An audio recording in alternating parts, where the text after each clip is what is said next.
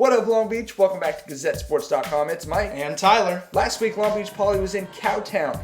Apparently, the Cows were impressed with their 24-23 win over Grant because this week they're wearing green and gold.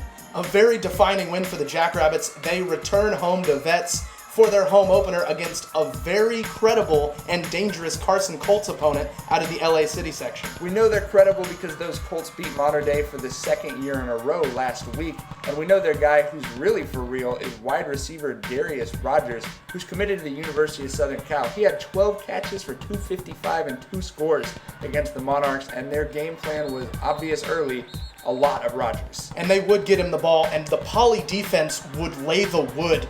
Matt Rowe throwing him down. Not a very good day to be going against that Poly defense. They were aggressive as Salamo Fiso meeting you at the handoff.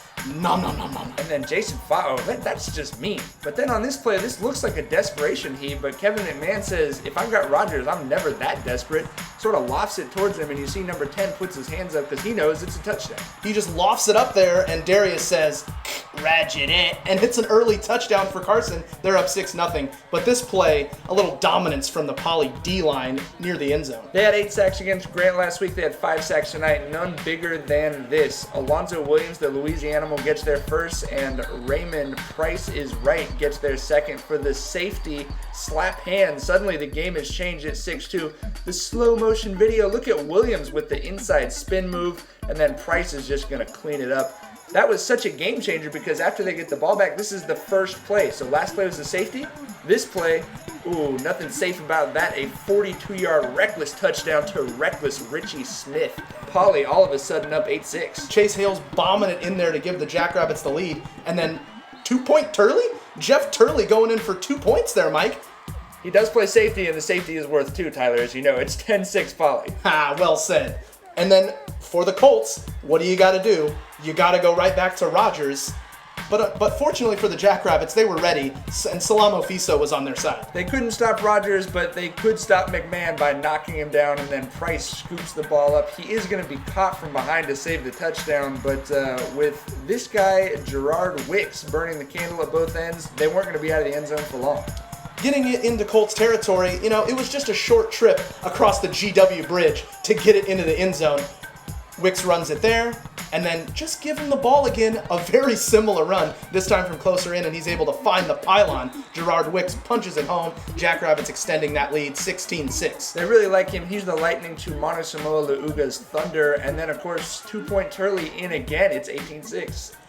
But, of course, that Poly secondary was Mr. Rogers' neighborhood.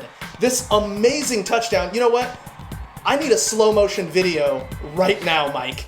12 catches for 214 and 2 touchdowns. Look at this grab. Just the most nonchalant, one-handed touchdown I've seen thus far. Now put this kid at the next level. He's ready to start in the Pac-12 right now. And the Poly, speaking of the Pac-12, the Poly defense continued to play stout. They forced this 3rd and long from their own end zone. And then McMahon sort of heaves it up. This one does not go for a touchdown. Instead, it's picked off by Randall Goforth. This touchdown return is called back on a defensive pass interference, but we're showing it because it still kind of changed the game. You could see the defense seemed to get kind of pissed off that touchdown was called back, and they really got after it from that point on.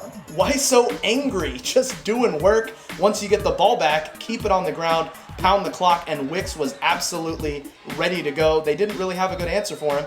You see Chase Hales, they mixed in a few throws here as you get one out to Josiah Blandon, and then it will be finished off by Wicks. He had 11 carries for 93 yards and 2 scores. Manu Samoa Leuga, 9 carries for 58 yards. Jackrabbits starting to pull away, and then the defense would be sure of that. Yeah, the defense really shut down the Colts in the second half. Even Rogers didn't really do that much. Because of guys like Matt Rowe, row your boat.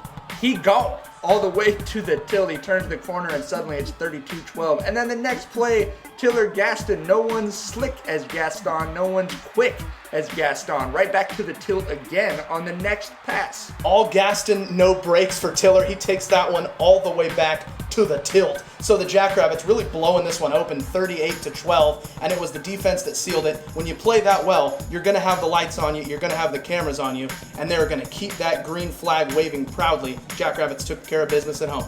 Defense really taking care of business with 4 turnovers, 2 of which went for scores, and of course the safety. The offensive line also blocked their running backs to over 7 yards per carry. Jackrabbits hoping to keep that momentum rolling when they host Narbonne next Friday at 7 p.m. right back at Vets. Of course, all that coverage will be right back here at GazetteSports.com.